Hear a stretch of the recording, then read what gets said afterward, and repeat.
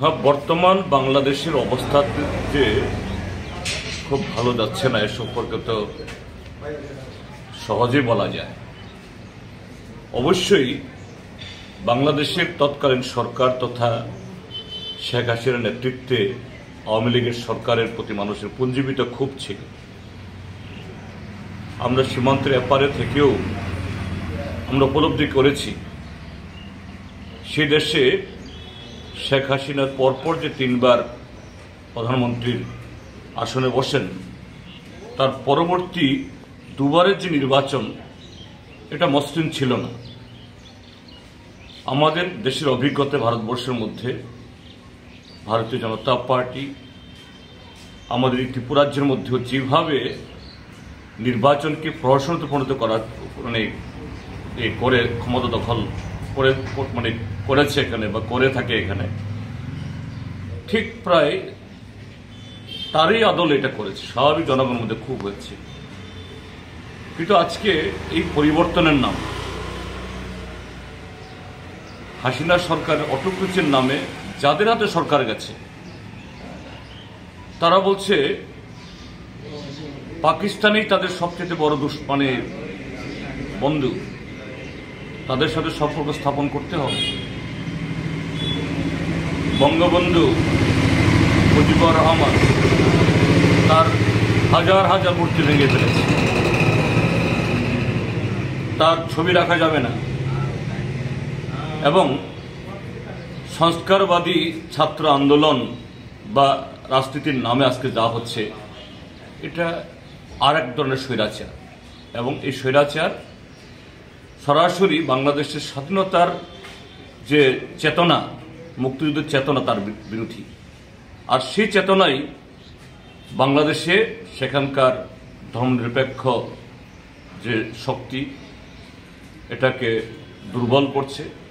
সেখানকার সংখ্যালঘু অংশের মানুষ, হিন্দু ধর্মাবলম্বী, প্রায় প্রতিদিন তাদের উপর আক্রমণ ঘটছে, যা আমাদের দেশের মৌলবাদী যারা, এখানকার যারা তথাগত রাষ্ট্রবাদী, প্রায় এই দুটোর মধ্যে একটা মিল দেখা যাচ্ছে। কাজেই আমাদের দেশের বর্তমান রাজনীতির যেমন আমরা ব্যথিত, শঙ্কিত, এর বিরুদ্ধে ঐক্যবদ্ধ হওয়ার কথা বলছি, একইভাবে আমি সীমান্তের এপারে থেকেও আর একটা দেশের রাজনীতিতে হস্তক্ষেপ করার, নাক গলানোর অধিকার আমার নেই। কিন্তু তারপরও একজন যে মানবতাবাদী এবং আন্তর্জাতিক বিষয়ে অবশ্যই যে কোনো নাগরিকের, যে কোনো দেশের তার অভিমত ব্যক্ত করার অধিকার সেখানে আছে। আমি সে অধিকার থেকে বলবো বাংলাদেশে সেখানকার ধর্মনিরপেক্ষ গণতান্ত্রিক শক্তি যে অটোক্রেসি বা স্বৈরাচারকে হটানোর জন্য আরও কট্টর স্বৈরাচারকে বসিয়েছে, তার বিরুদ্ধে সোচ্চার হন। তা না হলে পরে 1971 ইংরেজিতে যে চেতনা নিয়ে বাংলাদেশ গঠিত হয়েছে সেই চেতনা ধূলিসাৎ হয়ে যাবে।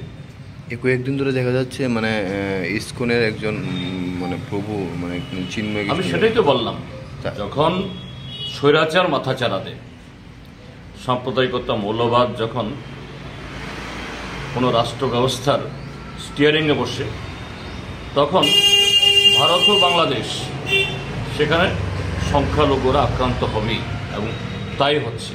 আমরা এর নিন্দা জানাচ্ছি। এটা হিন্দু হিসাবে নয়, সেখানকার সংখ্যালঘু এবং বিপন্ন হিসাবে তাদের পক্ষে শুধু সেখানকার যারা সংখ্যালঘুরা না, সংখ্যাগরিষ্ঠের মধ্যেও যারা গণতান্ত্রিক, দেশপ্রেমিক, মুক্তিযুদ্ধের চেতনায় উদ্বুদ্ধ যারা, তারা নিশ্চয়ই সোচ্চার হচ্ছেন এবং হবেন, এটা আশা করি।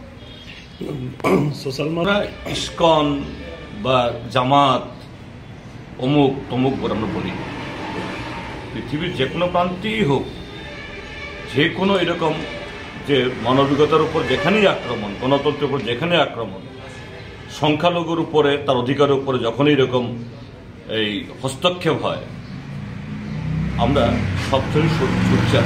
আর এই কথাগুলি কারা বলছে? এখানকার তথাকথিত রাষ্ট্রবাদীরা, যারা প্রতিনিয়ত ভারতবর্ষের সংখ্যালঘুদের উপর আক্রমণ হানাচ্ছে, তারা এই কথাগুলি বলছে। তাদের কথা বলার অধিকার নেই, তাদের লজ্জা থাকা উচিত।